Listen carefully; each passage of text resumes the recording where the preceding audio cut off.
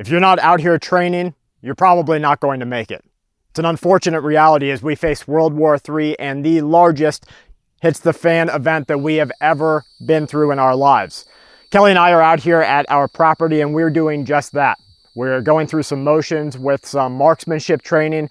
We're getting some boundaries and some things prepared that we need to and getting ready for the next stage of this crisis.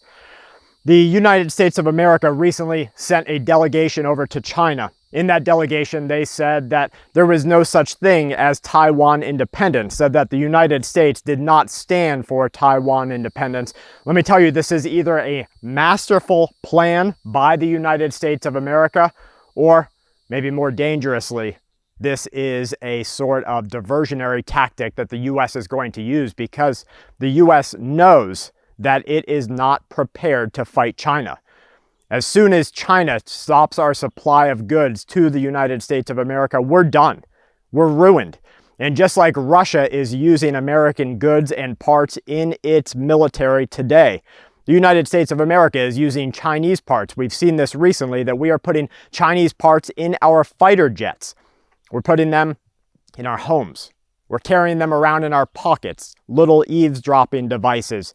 We're giving China all of the information that it needs. And in yesterday's video, when we talked about how we were allowing Chinese spying military blimps to go over the United States of America, mapping our entire infrastructure, it really put a fire under me and Kelly's behinds. And we said, okay, well, we've got to double tap. We've got to kind of double time what we're doing and get out there and maybe burn the candle at both ends a little bit.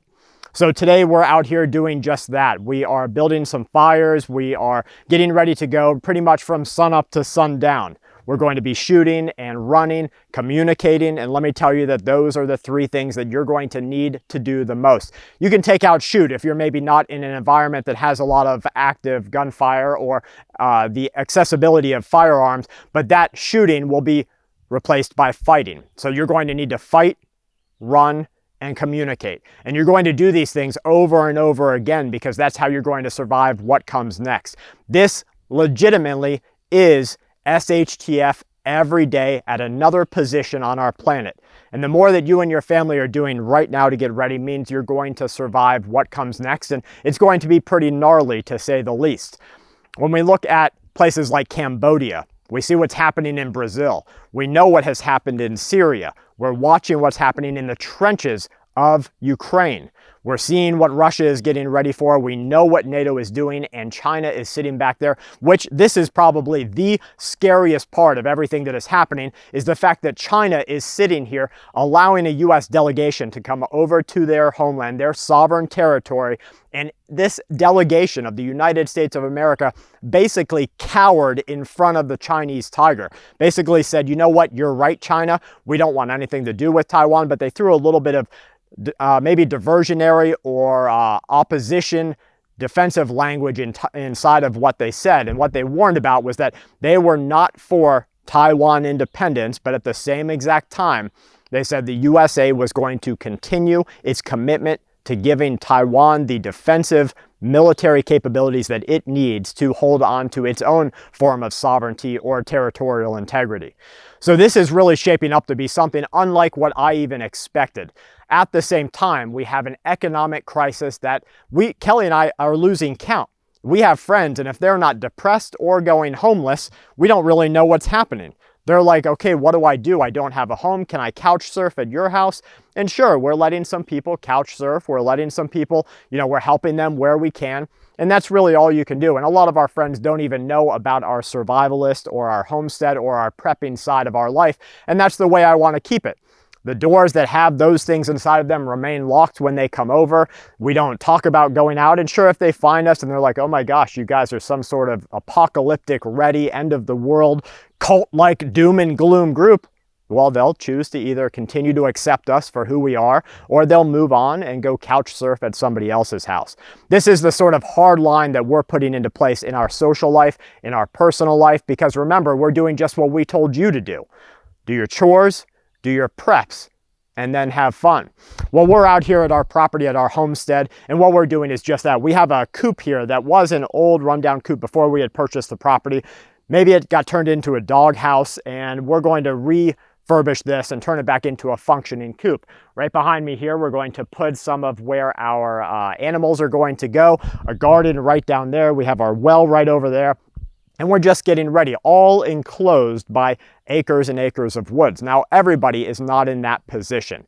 But let me tell you, when Kelly and I lived in an apartment, we did the exact same thing. And you have to make your preparedness, your SHTF, your survivalist lifestyle, meet your needs where they stand today. So if you don't have a car, you have very limited mobility, evacuation toward larger areas is going to be a different plan for you. Maybe you're going to need to find a car. There's that old saying, right? Use a GUN to get a GUN. And so in that saying that says, I'm going to use what I have available to me, the tools I have while I'm fighting, shooting, or fighting, moving, and communicating. And during that time, I'm going to try to get another more powerful tool that I have access to. Well, the same thing goes if you have limited mobility. Maybe you have disabilities and you can't really do anything but rely on other people, and that's okay too. We have it in our own preparedness plans to go pick certain people up. We're going to bring them to our location, or if for one reason or another our location is compromised, we're going to go to another location that we already have mapped out and ready. You just have to do something, whether you're a dollar store prepper, a Walmart survivalist, or you literally grow everything on your own. You make your own solar panels. You don't need no Chinese solar panels because you're making your own out of the graphite that you're pulling out from your mines, which no one's doing, even though they're saying they're fully independent.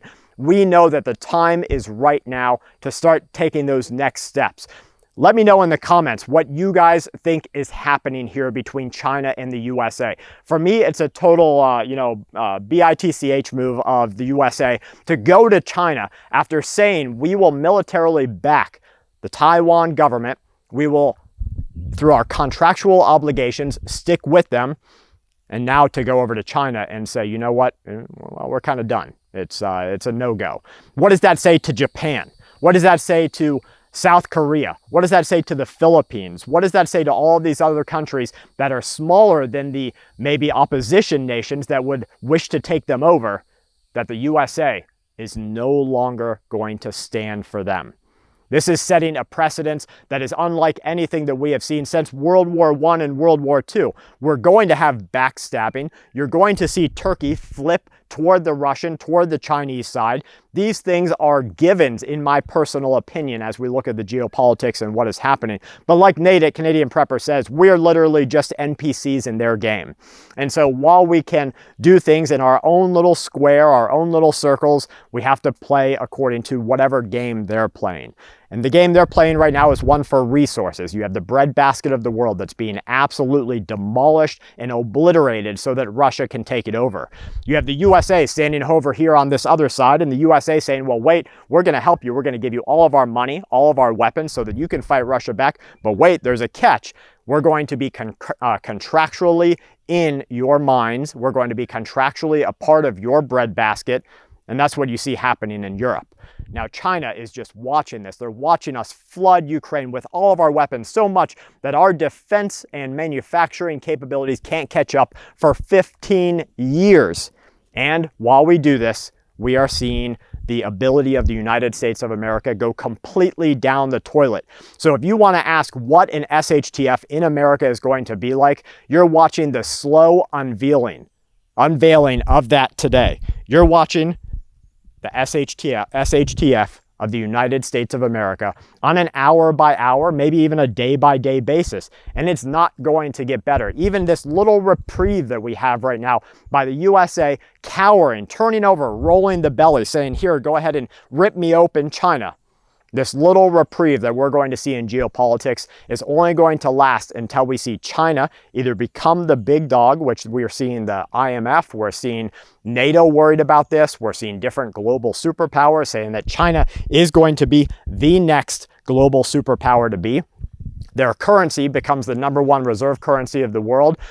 What happens next after this small reprieve is really going to set the pace for what we see in the near future. So I'm just out here training, doing my due diligence, making sure that my family is ready, getting our food ready, getting our preps ready, getting out here on the fields and doing what we need to. And I'm just hoping that you and your family are doing the same thing. Please take the time right now. Get to the dollar store, get to Walmart, get on Sam's Club, get on Amazon, get this stuff shipped to you, because one bag of rice, 25 pounds of rice, going to give you something like 20 to 30 calories, 1,000 calories, 20 to 30,000. Well, if you say I need 2,000 a day, and you will, because you're actually going to be working instead of us all sitting by our computers watching this dumpster fire. We're going to be out there in the field. We're going to be running. Somebody's going to be keeping watch. So as you need these calories, you're going to need to fill them back into your body. And there's going to be people in the comments that say, Brad, these are empty calories. They're not really doing anything for you. That doesn't really matter when your body just needs to refill the energy reserves that it had before. You see, a calorie is determined by basically what your body can do to turn it into a unit of energy. And so empty or not, yes, you're not getting the nutrients. No, you're not getting the proteins. Empty or not, your body can turn that into energy until some of those other things like the amino acids are necessary, the micronutrients, the vitamins, the minerals. So you're going to have to add into your preps, your rice, things like protein, canned beans, canned chicken, canned corn, soup, Chef Boyardee, it really doesn't matter, ramen noodles, whatever you do, you have to get that food there, because if you don't have food for 15, 30, 60, 90 days, you're going to be just like the other people, risking your life just to get to somewhere to get food. Trust me, the United Nations is going to come to your aid in the United States of America. And what a despicable day that will be when we see the guys in blue running through our streets, even though we have reports right now that the US military is running different units, different operations through our streets today. I'm not talking about some fictional time, some time in the future. Today they're running urban operations in the United States of America, but what about when the UN comes? Or maybe our Russie friends, when they are out here speaking Russian, we don't know what to do. All we wanted to do was keep our family safe. All we wanted to do was get ready, and we're stuck. So have your food. Have water. If you don't have a way to, Kelly, you got a mosquito on your head right there. If you don't have a way to filter water, you're way behind the curve and you're going to be begging them for water. The people who are in Africa, the people who are in different locations that are under siege right now, under attack, guys, these women are just risking their life through violence of multiple different natures just to go get their family enough water. Because if you can't drink for 3 days, by the third day, I don't care who you are, if you're still walking, you are dropping. So when I opened this up and kind of said, if you don't train, you're training to die, that's what I mean. It doesn't mean that this is a hopeless venture. It means that the time is right now for you and your family to do something. If you're prepping your pantry, that's training. If you're learning to can, that's training. If you're working with a chicken to pop out some eggs, that's training. If you're out here on an AK, that's training. If you're running, communicating, and fighting, that's training. Whatever you're doing today, just start doing something. Time is running out to be behind the curve. From my family to yours, please stay safe, remain vigilant, and keep watch. Make sure you check back here tomorrow as we continue to watch this dumpster fire just float down this tsunami of crap in our world gone wrong. Full Spectrum Survival only on YouTube. Click the thumbs up button, the subscribe button. Please, everybody, stay safe.